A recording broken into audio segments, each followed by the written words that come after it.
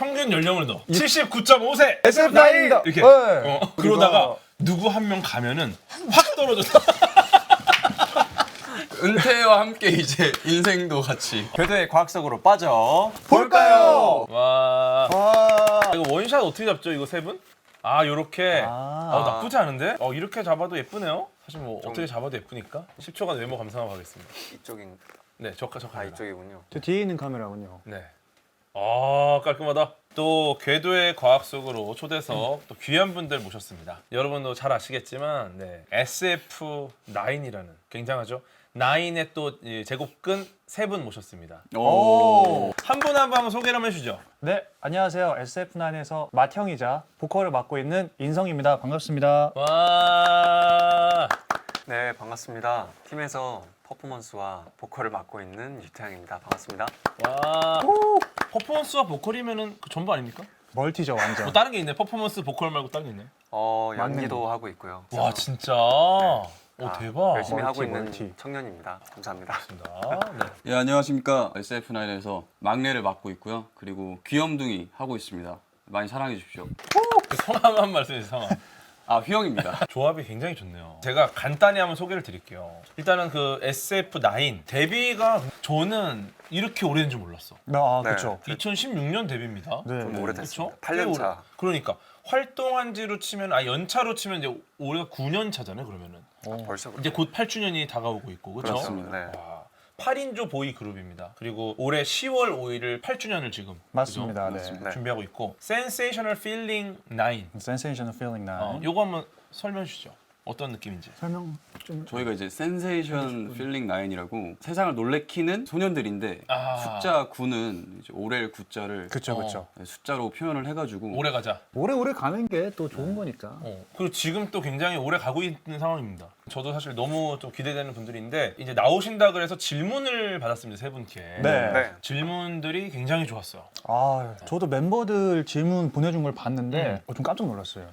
진짜요? 굉장히 깊이 있는 질문을 그러니까. 애들이 되게 잘 해왔더라고요. 오늘 재밌을 겁니다. 일단 좀 가다가 또 중간중간 재밌는 얘기를 해볼 건데 일단 태양님 질문부터 네. 한번 풀어보도록 하겠습니다. 어느 순간부터 점차 인간의 수명이 늘어나고 있는데 그 이유와 앞으로의 전망이 궁금합니다. 이게 되게 재밌는 게 늘리고 싶다. 그리고 늘어났다라는 거에 최신 연구 전망 좀 이어지는 질문이죠. 네. 제가 볼 때 이거는 되게 지금 이 SF9이라는 그룹 입장에서 굉장히 지금 청신호다. 그쵸. 저희는 오래 활동하고 싶으니까. 오래 활동. 왜냐면은 그쵸, 지금 그쵸. 이 그룹 활동을 얼마나 길게 할 수 있을까를 보통 많은 아이돌들이 보잖아요. 근데 여기는 지금 우리가 오래 갈 수 있을까? 이 수준이 아니라 우리가 오래 살아야 할 텐데.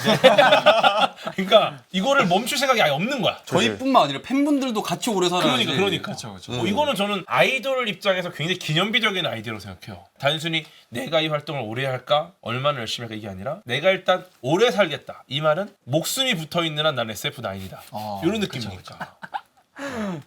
되게 기특한 우리의 아이디어인 거야. 왜냐면 우리가 하고 싶어도 갑자기 어느 순간 막 그러면 그러니까. 할 수가 야, 없으니까. 팬분들이 되게 뿌듯하시겠는데요? 이렇게까지 삶에 대한 애착을 통해서 그룹 활동을 하고 계신 그러니까 생존이 중요해. 전 사실 지금 딱 저희가 살고 있는 이 시대의 시기가 선상을 넘어가는 과도기의 과정 중에 있다고 생각을 해요. 그러니까 어떤 말이냐면 여기서 운이 좋으면 어느 순간까지 내가 살아 있으면 이걸 극복할 수 있는 시기에 내가 걸쳐질 수도 있겠다. 약간 막차 타는 것처럼 그렇죠. 딱 맞추면은 내가 여기서 살 수 있는데 아슬아슬하게 거기서 가버리면은 이제 아쉬운 거죠. 내 후임들부터 사는 거야. 그쵸. 살짝 그런 느낌인 건데. 진짜 짜증난다. 그러니까 야 나 간다 이러는데 나보다 1년 늦게 데뷔한 아이돌이 형 나는 영생인데? 그거는 좀 기분이 아쉽다. 형도 1년만 늦게 태어나지. 좀 죽어서도 쫓아오고 싶을 것 같은데. 그러니까. 그래서 항상 그 생각을 해요. 뭔가 과학적으로도 그렇고 생명적인 그런 과학적으로도 이 뭔가 조금만 더 시간이 지나면 그 어떤 그런 특이점을 넘어갈 순간이 올 것 같은데 뭔가 몇십 년 안 남은 것 같은 거예요. 그렇다면 이제 그거를 극복하고 지속시키는 또 방안책이 생겨야 되잖아요.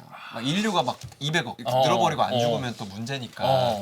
그러니까 그런 거에 대한 재밌네요. 것도 또 생각을 안 할 수는 없겠다. 저는 SF9 약간 장수돌 컨셉으로 가면 좋을 것 같아요. 좋은데요. 저희 물어볼 때 그 컨셉으로 하고 싶진 사실 너무 좋은데. 장전을 컨셉으로. 막 예를 들어 저희가 광고할 수도 있잖아요. 오래 사는 것과 관련된 모든 영양제들. 얼마나 많아. 근데 진짜 앞자리가 어. 막 6이 되고 7이 됐는데 그 팀으로 활동을 하면 그러니까 막 완전- 지팡이 짚고 춤추고. 이게 진짜 센세이션이잖아요. 진짜 팀 완전 이름에 진짜- 딱 힘드니까 안무가 거의 누워 있어요. 그때는 그냥 저 손만 추는 거예요. 그러니까 네. 누가 뭐라 못해. 핸드 댄스. 핸드 댄스. 보통 막 짐승돌이나 그러니까 짐승돌 뭐 무슨 청량돌 돌 이런 많잖아요. 수식어가 있는데 어. 장수돌이란 수식어는 되게 처음이잖아요. 인사도 바꿔 인사도. 어떻게 바꿀까요? 평균 연령을 넣어. 평균 연령이 될까? 안녕하십니까 79.5세 SF9입니다. 이렇게. 네. 어. 근데 정정하면 우리가 그러다가 누구 한 명 가면은 확 떨어졌다. 진정한 졸업 제도네요. 은퇴와 함께 이제 인생도 같이. 근데 그러면 형님 막내시잖아요. 혼자세요 막내? 아 저랑 같은 친구 있어요. 아 다행이다. 네네. 왜냐면 돼. 아 다행이다. 아니 다행이다, 근데 진짜. 가는 데는 사실 이게 순서가 없으니까. 와 그러면은 그럼 이제 팬들 사이에서 이제 내년에 9호 약간 예측하는. 야 내년에는 82일 거야. 그러니까 아니야 77일 걸. 누가 갈 걸 누가 할지 참 누가 할지. 저 이거 너무 좋은 컨셉이에요. 야 이거 역대 한 번도 없었던 컨셉이에요. 역대 이런 토크 처음이에요. 그러니까 제가 볼 때는 이거 장수돌은 역대 없었고 앞으로도 없어. 없어야 해요. 그런 팬덤 문화라니. 와 그러니까. 우리 오빠 몇 년까지 가능할까? 그러니까. 와, 저도 사실 놀란 게 질문들이 거의 다 이제 수명에 대한 거라고. 그러니까 아 가장 큰 관심사죠.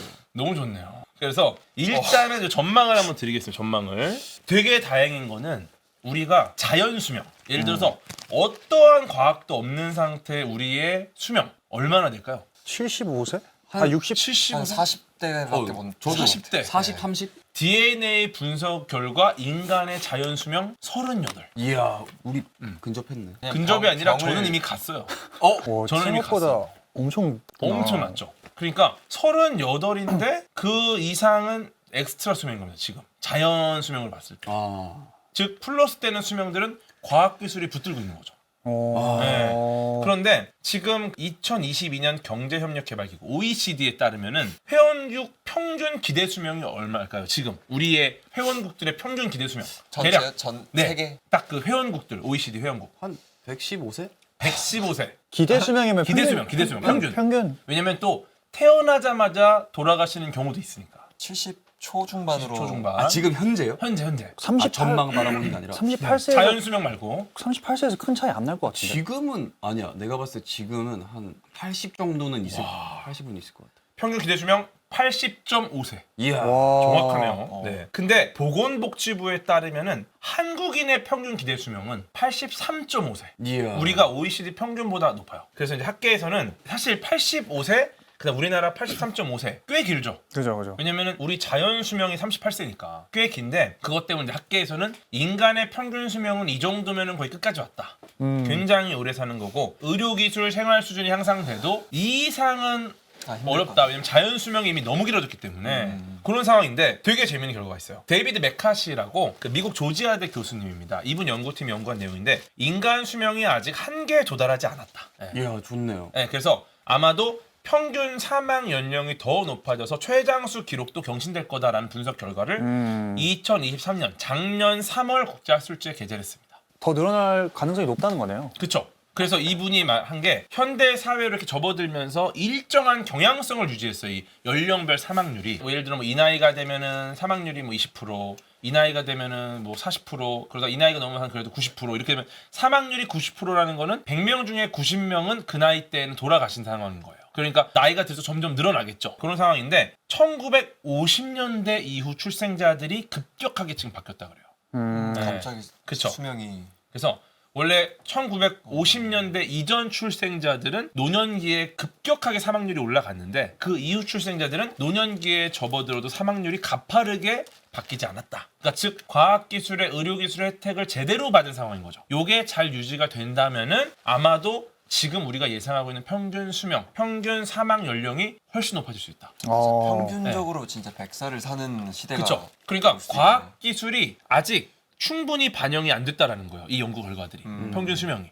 그래서 연구팀이 1900에서 1950년에 출생한 19개국의 성인의 연령대별 사망률을 분석했더니 이 곰퍼츠 법칙이라는 게 있어요. 이게 연령별 사망률이 일정한 패턴을 보이는지 아닌지를 알 수 있는 건데 이 곰퍼츠 버튼이 뭐냐면은 발음이 어려워. 곰펄츠. 곰펄츠. 이게 인간을 포함한 동물의 노화와 수명. 이게 일반적으로 나이가 들수록 사망률이 지수함수적으로 증가한다. 그러니까 이게 곰퍼츠의 사망률 법칙입니다. 그래서 고령일수록 급격하게 사망률이 높아지는 거고 인간 같은 경우가 30세 이후로 사망률이 8년마다 2배로 증가합니다. 이야. 그러니까 급격하게 증가한다는 거예요. 지수함수적으로. 그래서 이제 이 앞선 통계를 보면은 연령대별 사망률이 100세까지는 곰퍼츠 법칙에 따라서 우상향 곡선을 그리다가 그 이후로는 감소되거나 유지하는 양상이 보인다. 그 이유가 사실은 이게 뭐 그래서 뭐 잘 안 죽는다 이게 아니라 100세 이후로 생존하는 사례 자체가 이례적이다 보니까 영향을 받지 않는다라는 해석을 내놓은 거죠. 그런데 놀랍게도 1950년대 이후 출생자들은 곰퍼츠 법칙이 적용되지 않는 양상이 관측됐다. 즉 50세가 지나도 사망률이 우상향 곡선을 그리지 않고 그대로 유지하거나 감소한다. 그러니까 50세를 넘었는데 예를 들어 100세를 넘은 거는 너무 연령이 높으니까 데이터 자체가 좀 부족하니까 사망률이 급격하게 올라가는 게 아닌 거예요. 근데 50세 이후는 급격하게 올라가야 되는데 왜냐면 30세 이후로 8년마다 2배씩 올라가니까. 근데 50세 이후도 이게 그대로 유지되거나 오히려 감소한다는 거 사망률이. 네. 이거는 정말 실제 사망률이 감소했다고 보는 거죠. 100세 이상이랑은 다르게. 이걸 바탕으로 1950년대 출생자의 평균 기대 수명을 예상을 했더니 일본에서는 평균 기대 수명 115세. 이야. 여성은 심지어 120세. 이야. 네. 그러니까 정말 말로만 100세 시대가 아니라 진짜 평균 수명이 115세, 120세라고 보는 거예요, 지금. 그리고 재밌는 게 최고령 사망자를 예측한 게 남성 130세, 와. 여성 135세. 뭔가 그 숫자에 대한 체감이 잘 안 되는데요. 그쵸, 그쵸. 그러니까 130세. 그러니까 사실은 지금 100년 더 사는 거야. 최고령으로 가면. 와, 그러니까 이렇게 되면은 그러니까. 제가 일을 한 100살까지는 그래도 해야지. 그러니까 누워서 손목댄 쌀 때까지 가야 돼요. 그렇지. 제가 볼 때는 그때쯤 되면은 SF9도 무대에 다 누워 계시고 객석도 사실은 다 객석도 다 이 플랫 베드로 보시는 팬분들도 다 누워 계시는 영통으로 약간 우리 플래네테리움 보듯이. 영통으로 해야겠네. 그래서 전부 누워서 본 콘서트, 객석도 이제 침대 객석. 네. 공연 어떻게 공연을 어떻게 보느냐? 거울을 설치해 위에다가. 그러면 그냥 누워 있는 아, 거 아니에요? 전광판 뭐 설치해도 되고 하니까. 근데 우리가 역사를 바꿀 수도 있어. 그러니까. 야, 아무튼 생각보다는 기대 수명이 많이 길어질 것이고 기존에 기록된 인간 수명의 최대 한계치도 바뀔 수도 있다. 이런 전망들이 지금 최근 있다는 겁니다. 어떤 기대 수명, 생존에 대한 건 너무너무 중요한 분야라 여전히 활발하게 연구 중입니다. 그래서 좀 기대를 해주면 좋을 것 같고. 그래서 SF9의 미니 13집 시퀀스 앨범에 대한 얘기를 살짝 해야 되겠습니다. 그죠? 와, 네. 이런 빌드업으로 가시네. 여기 과학 관련 곡들이 좀 수록이 돼 있어서 조금 앨범 이야기를 하면 좋은데 네. 타이틀곡이 비보라. 네, 네, 네. 요거 한번 소개해 주실까요? 아, 비보라는 저희 13집 컨서의 타이틀 곡이고요. 되게 좀 중독적인 곡이고 약간 좀 이별의 그 형태를 어허. 비를 약간 맞는 그런 것처럼 상상을 해서 표현한 곡입니다. 네, 섹시해요. 그 곡이 사실은 제목으로는 제가 이해를 잘 못했는데 이 가사에는 또 과학적인 내용이 많이 들어있죠. 거기에 과학이 있었나요? 네, 과학이 있었어요. 이야. 사실 이제 이 곡들을 하나하나 해석하는 것도 의미가 있지만 이번 SF9 세 분께서 질문이 너무 좋다 보니까 곡에 대한 해석보다는 간단히 곡을 한번 소개하면 좋겠다. 네네. 좋습니다. 그렇죠. 그다음에 이제 미드나잇 선, 선에 대한 곡 아닙니까? 네. 미드나잇선은 노래가 아주 좋고요. 음. 이거는 형한테 넘길. 그 인성님께서 미드나잇 선 일단은 예. 설명하기 힘들죠. 팬송이고요. 미드나잇 선 이제 자정의 태양이라는 뜻인데 너무 사실 멋진 의미예요. 역설적이죠. 자정의 태양을 볼 수 없잖아요. 그렇죠. 자정의 태양은 반대편에 가 있죠. 그쵸. 네. 근데 예를 들어서 자정처럼 이렇게 어두워지는 순간에도 태양처럼 우리가 우리 팬들을 비춰주겠다라는 의미에서 미드나잇 선이라는 약간 어떻게 보면은 두 개가 역설적인데 근데 굉장히 또 천문학적이면서 우주적인 네네 또 아이디어. 그다음 이제 도미노라는 곡이 있습니다. 도미노. 네, 어떻게 보면 도미노가 이렇게 무너뜨려서 하나씩 무너뜨리는 거잖아요. 그쵸. 근데 도미노라는 노래 안에 이제 사랑의 감정도 녹아 있는데 사실 여기서 어떤 사람이 있다고 하면은 그 사람에게서 사랑이라는 감정을 다가가기 위해서 하나하나씩 이렇게 다가가잖아요. 그래서 도미노를 그 사람에 대해서 뭐 하나를 알았어. 커피를 좋아해? 그 다음 단계로 넘어가. 저녁 때 스테이크 먹는 걸 좋아해? 이런 식으로 도미노를 가다 보면 그 사람의 마음에 닿는 거죠. 그렇죠. 실제 도미노가 굉장히 작은 도미노를 시작을 해갖고 그렇죠. 힘을 조금씩 더해갔을 때 마지막에 엄청나게 거대한 벽도 무너뜨리거든요. 그런 다양한 의미에 쓰일 수 있는 제목이 아닌가. 그래서 물리적인 또 네. 곡이었다. 네. 그 다음에 이제 스트링스라는 곡이 있습니다. 네. 이건 좀 놀랐습니다. 이 제목 보고. 아, 네. 어떤 부분에서? 끈이론에 대한 거죠. 스트링 시오리. 네. 그렇죠. 실제 인연에 대한 끈에 대한 내용들이 가사에 담겨 있는 걸로 제가 알고 있는데, 요거는 제가 봤을 때 스트링 시오리에서 온 것이 아닌가. 세상의 모든 만물을 끈으로 설명하는. 네. 촉근 이론입니다. 네, 그렇죠. 촉끈이론. 네. 네, 끈이론, 촉끈이론. 네, 가사에도 이제 그런 가사가 있어요. Oh no, never let go. 잡은 손을 놓지 마. 뭐 이런 게 있는데, 어허. 그러니까 이제 이것도 어떻게 보면은 팬송에 약간 의미가 담겨 있는데, 저희가 이제 실제로 손을 잡고 있지는 않지만 팬분들과 저희는 손을 잡고 있다는 거죠.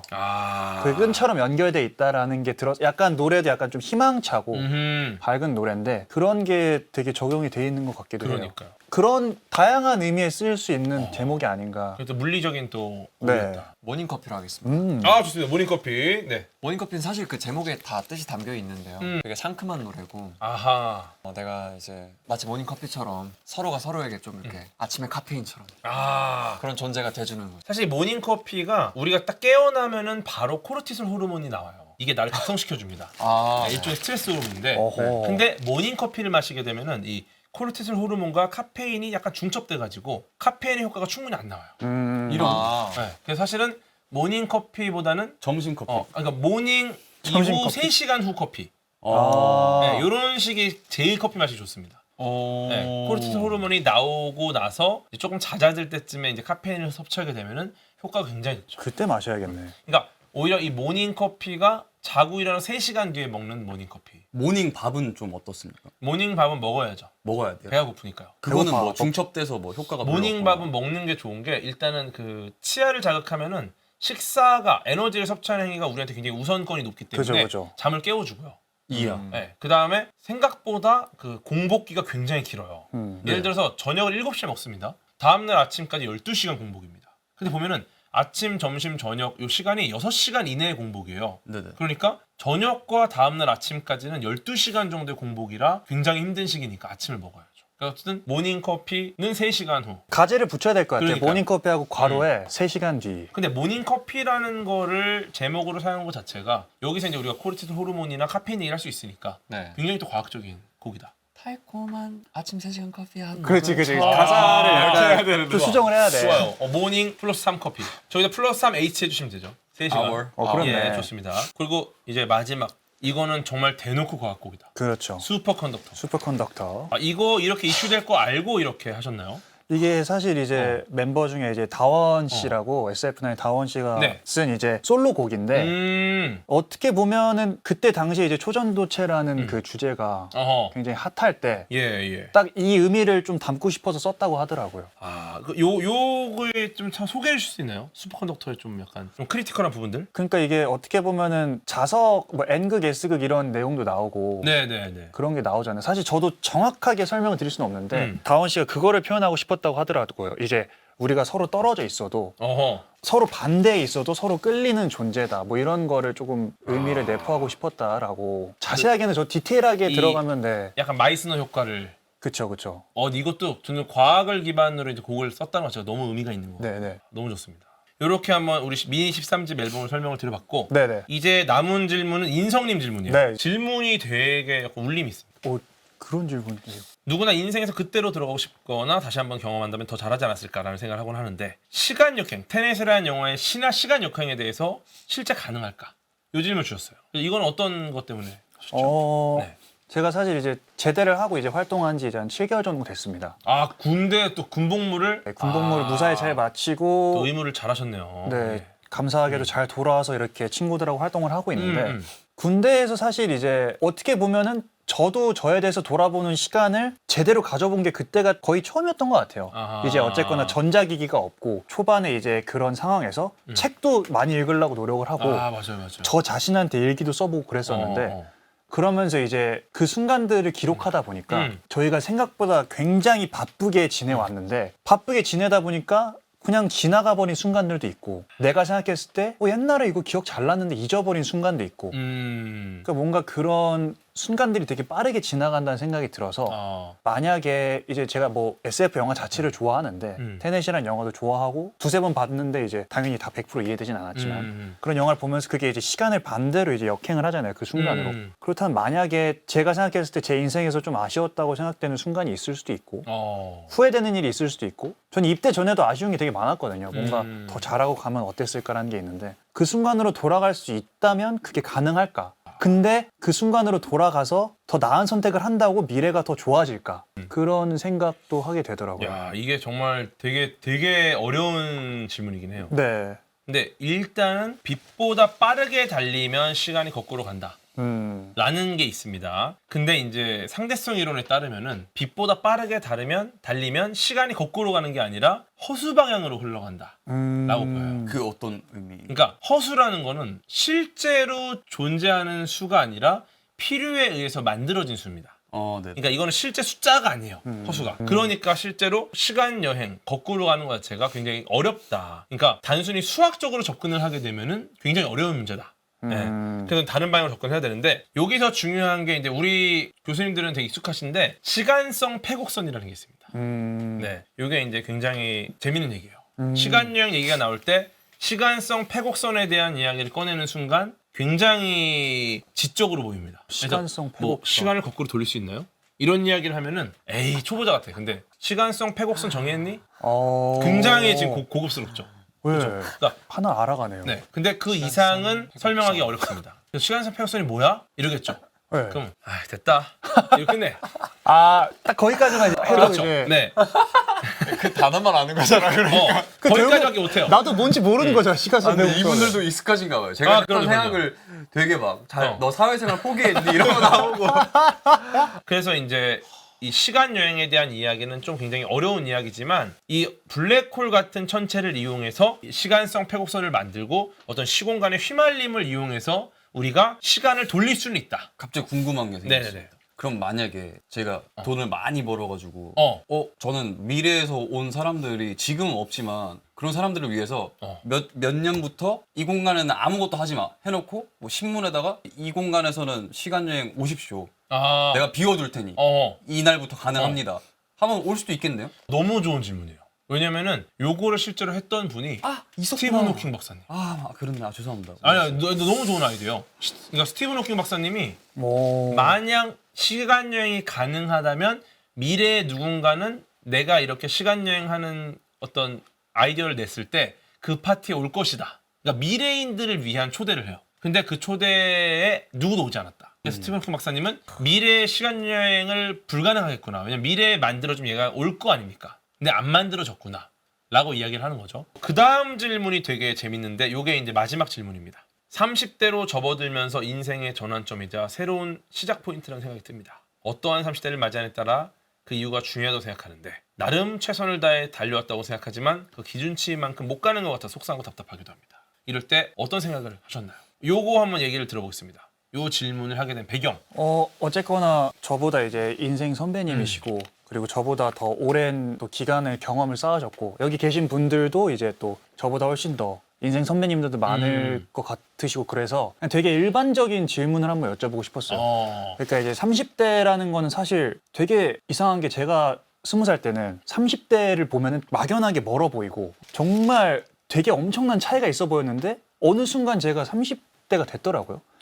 근데 이제 30대라는 건 어쨌거나 인생에서 한 이제 챕터를 이제 다시 들어온 건데 그 챕터를 이제 들어왔는데 제가 생각한 것보다 뭔가 잘 일이 안 될 때도 있고 뭐 제가 생각했던 것보다 뭔가 좀 난관에 부딪힐 때도 있는데 이럴 때 그냥 모든 분들이 어떻게 생각을 하면서 살아오셨을까가 그냥 궁금해서 그냥 편안하게 그냥 뭐 형으로서 답변을 해주셔도 되고 누나분들이 계시면 누나로서 답변을 해주셔도 되고 뭐. 어쩌면 본인이 목표한 것보다 그 기준에 못 미치는 거 아니냐라는 생각이 계속 있으신 거죠. 근데 저는 지금 너무 행복하고 지금 이렇게 판타지 분들하고 이렇게 9년차 하면서 전 너무 만족하고 너무 좋은데 항상 늘 그런 생각은 마음에 있었어요. 그러니까 정말 솔직한 마음으로 저는 정말 멤버들 정말 훌륭하다고 생각하고 멤버들이 가진 가치가 더 인정받았으면 좋겠는 마음이 있는데 더 보여줄 수 있을 것 같은데. 그쵸. 근데 정말 애들 정말 다 열심히 했거든요. 열심히 하고 있는데 조금 더 보여주고 싶다. 아직 많이 모르는 것 같은데. 근데 그런 거에 대한 아쉬움이 많이 들기도 해서 아마 또 이제 리더 포지션이다 보니까 네네. 더 부담도 되실 거예요. 아마. 네. 그건 사실 저도 마찬가지고 저도 이제 우리 안될과학이라는 우리 팀에서도 이제 꽤 나이가 많은 편에 속하다 보니까 어쨌든 제가 이제 뭐 과학적인 답을 드려야 되니까 특이점에 대한 이야기를 드리면 좋을 것 같아요. 네. 기술적 특이점이라는 게 있어요. 요거의 최초 개념을 희대의 천재 폰 노이만이라는 과학자가 제시를 했습니다. 폰 노이만이 제시한 이 기술적 특이점은 점점 빨라지는 기술적 진보, 그 다음에 인류 생활 양식의 변화 속도를 보면은 인류 역사가 어떤 필연적인 특이점에 접근하고 있다는 인상을 받는다. 그러면서 이 시점 이후의 인간의 역사가 지금 우리가 이해하는 형태로 계속될 것인지는 알 수 없다. 라는 말씀을 하셨어요, 폰 노이만이. 그 다음에 이제 레이 커즈와일이라는 분이 2005년 자신의 저서 특이점이 온다에서 이제 개념을 좀 다듬었는데 이 특이점이라는 게 요걸 넘으면 그 이전까지 갖고 있는 인간의 지식이나 물리 법칙이 이제 일반적인 상황은 아니다. 네. 즉 기술적 특이점이 오잖아요. 그럼 우리는 그 기술이 어떻게 거기까지 왔는지조차 이해할 수 없는 상황이 돼요. 예를 들어서 바둑 같은 경우를 지금 특이점이었다고 보고 있어요.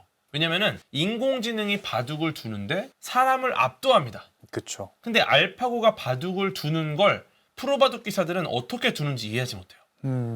예를 들어 왜 저기다 두지? 누군가 바둑을 두면 그 사람이 바둑을 두는 수가 보이잖아요. 네. 근데 프로 기사들조차도 그 인간 중에 가장 뛰어난 분들조차도 알파고의 수를 이해하지 못해요. 왜 저기다 둘까? 실제로 두는 수가 알파고가 에러났다라고 주장했지만 후반부에 가서 그 수 때문에 기가 막히게 역전을 하거든요. 이해를 못하는 거예요. 그래서 어떻게 보면은 저는 언젠가 모든 사람의 삶에 특이점은 온다고 생각을 해요. 저도 사실 그런 특이점을 경험한 것 같거든요. 저는 이제 과학을 알리자. 내가 좋아하는 과학을 모두가 좋아하게 만들자. 그 일념하에 40년을 살아왔는데 어느 순간은 이제 그런 기대도 접었어. 이제 어느 순간은 사람들은 어차피 과학 싫어해. 근데 넌 그렇게 왜 이렇게 과학을 알리고 싶어? 그러면 어차피 싫어하는데 나는 이게 내 사명이야. 그러니까 묵묵히 하는 거야. 그래서 그러니까 어느 순간은 포기를 해요. 과학을 사람들이 좋아할 리가 있나? 솔직히 에이 뭐 이게 당연한 거야. 사람이 안 모여. 사람들이 아무도 안 봐. 강연장 가도 텅텅 비었어. 그럼 그때마다 원래 사람들은 과학 싫어해. 어쩔 수 없는 거야. 이거는 뭐 당연한 얘기야. 그렇게 꽤 살았었는데 어느 순간 특이점이 온 거죠. 그러니까 왜 사람들이 과학을 좋아하게 됐는지를 제가 이해하지를 못해요. 어떻게 이런 일이 벌어졌는지를 몰라. 근데 어느 순간 주변의 모든 사람들이 다 저한테 과학을 좋아한다고 이야기합니다. 그래서 특이점이라고 하는 거네요. 네. 그러니까 어떻게 보면 우리 SF9 우리 훌륭하신 뮤지션이잖아요.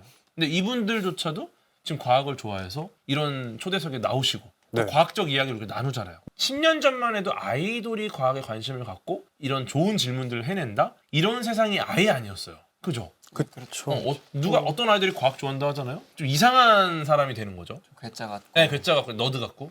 근데 놀랍게도 어떤 이 과학 소통에 약간 특이점이 온 것 같아요. 그래서 저는 SF9도 그 특이점이 올 거라고 생각해요.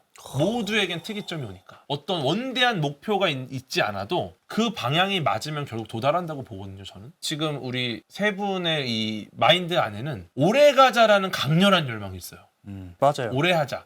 왜냐면 이거는 사실 오래 한다라는 게 중요한 게 올해보다 한다라는 게 중요하거든요. 그러니까 내가 이 활동을 너무 좋아하는 거예요. 왜 오래 하고 싶습니까? 그냥 나는 음악을 좋아해요. 그러니까 어떻게 보면은 이게 나에게 가장 행복한 길이니까 이걸 오래 하고 싶은 거죠. 그러니까 계속 머릿속으로 어떻게 하면 오래 할까를 고민하고 있는 거예요. 근데 이런 고민 자체가 저는 어떻게 보면 굉장히 특이점으로 가는 길이 아닌가. 어떻게 하면 뭐뭐가 될까라는 고민이 되게 중요하거든요. 그러니까 결론적으로 저도 이제 오래 가고 싶다는 일념하에 이런 질문을 드린 거고. 근데 그렇다고 해서 저희가 뭐 특이점을 찾아야 돼 하면서 생활하다 보면은 특이점은 오히려 안 온다고 생각이 들어서 그렇죠.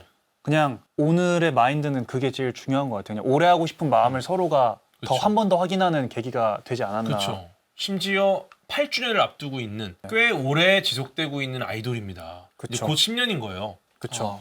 그런데 여전히 오래 하고 싶다? 이거는 굉장히 의미가 있는 방향성인 것 같아요. 또 못 보여준 게 많다라는 생각도 그쵸. 어떻게 보면은 굉장히 생산적인 생각인 게 그 그만큼 저희가 뭐 아직 보여줄 게 많다는 뜻으로 해석될 그러니까. 수도 있으니까. 네, 그래서 특이점이라는 개념이 그 수학적으로 보면은 이상한 성질을 지닌 점이라는 뜻이거든요. 근데 요게 다른 의미로 보면은 이 특이점은 독보적인이라는 의미가 있어요. 독보적인. 네, 그러니까 특이점이 쉽게 오진 않을 겁니다. 모든 특이점이 그래요. 우리가 왜 이렇게 됐는지를 쉽게 설명할 수 없는 순간이 오는 거니까. 그걸 쉽게 설명할 수 있으면 그렇게 어렵게 오는 게 아니겠죠. 그러니까 왜 이런 상황이 갑자기 됐는지를 모르지만 그 특이점은 언젠가 올 겁니다.